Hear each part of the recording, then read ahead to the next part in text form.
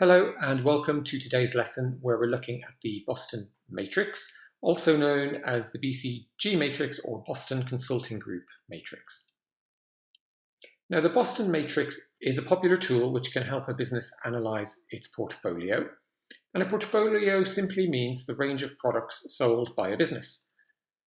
Now, no business has an infinite supply of money to invest. So when a business has a portfolio of products, it must decide how to allocate investment. And the Boston Matrix is a tool which can help in making these decisions. Now, in this video, we talk exclusively about analysing products, but the matrix can also be used to analyse individual business units or any other cash-generating assets such as property. So what is the Boston Matrix? Well, as you can see from the diagram, it's a simple grid with market growth on one axis and market share on the other. Now, market growth means, is the market for this product growing? Is it growing quickly, slowly, or not at all? And market share means, does the product have a high or a low share of the current market? Now, each product in a business will be assessed against these criteria and then placed into the matrix. And that's going to result in each product of the portfolio falling into one of four categories. So the first category is cash cows. These are products with a high market share in a slow growing market. Now, they're profitable, they're generating good margins and throwing off excess cash without the need for significant capital investment. Now, cash cows need to be milked for profits, but given minimum investment. And in a nutshell, this means we want to milk these products but without killing the cow. The second category is stars. Now, these are products with a high market share and they're in a growth market. So these stars have the potential to provide a high proportion of the future profits of the business. So it's thus advisable for a business to invest in these products to maintain market leadership and in that way securing future profits as the market grows and grows and grows. Next, we have dogs. Now, these are products with a low market share and they're also in a low growth market. So if these products are not profitable, you may wish to divest of them. Now, if a dog is profitable, you should invest as little as possible into it, or even, you may even want to consider selling it or divesting of it as well.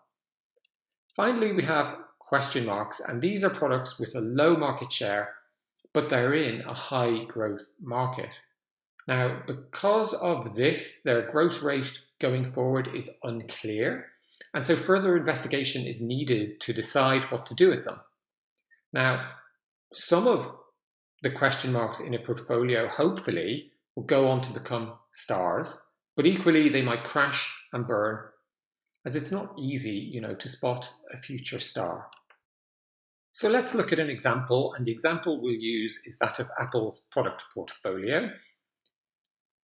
So firstly, we have the stars of the portfolio, and in this case, the iPhone is the star of Apple's portfolio. It has a high market share in a market, the smartphone market, that is still growing. The iPhone generates significant profit, but it still requires significant investment to keep it ahead of its competitors.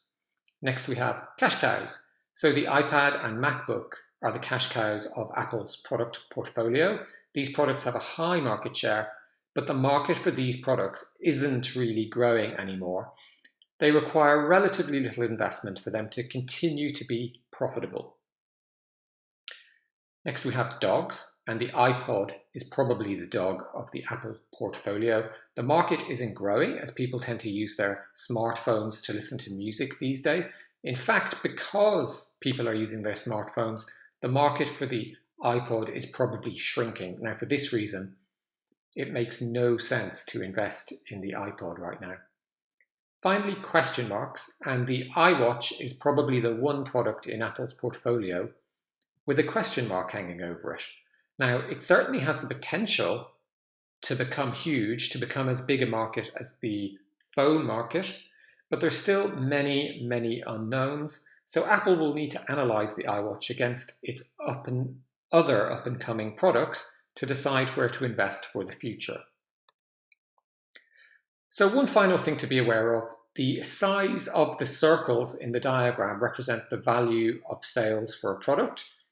And that's useful as it allows you to visualize your company's strengths and weakness in terms of cash flow. So in the example here, you can see the iPhone generates the vast majority of the cash flows for Apple, whereas the iWatch is still a very, very small contributor to the overall cash flow into the business.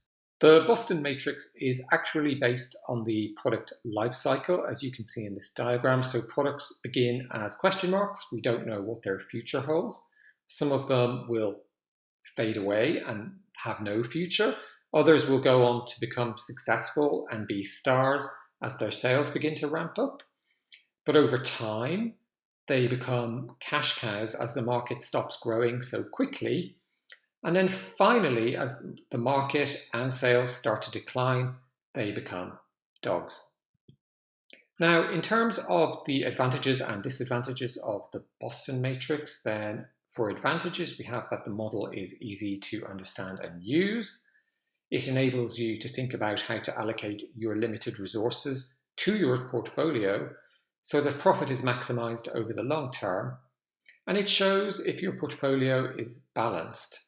So if you have too few products in your portfolio, then you could be in the dangerous position of having all your eggs in one basket. In terms of the disadvantages of the model, then market growth rate is not an accurate measure of a market's attractiveness to a business. Market share doesn't actually predict how much cash a product generates. So for example, a dog could be profitable, or as another example, stars can have really high market share and the market can be growing really fast. But if they're operating in an extremely low margin industry, they may never be particularly profitable. Now, the model doesn't account for external factors or environmental factors, so things like new technologies coming along or changes that maybe the government is going to make to tax law in the future. And finally, the model only really provides a snapshot of the current situation. It doesn't look to see what's likely to happen to a market in the future. And the Kinsey matrix is a much better tool to use to analyze your portfolio if you're looking to understand what's likely to happen in the future. So in summary, the Boston matrix is a method of examining a portfolio of products by relative market share and relative market growth. This results in the portfolio being broken down into stars, cash cows, dogs, and question marks. And that information can then be used to create the right portfolio mix or to create a balanced portfolio. So in other words, the portfolio should have enough stars to secure the future high growth of the organization.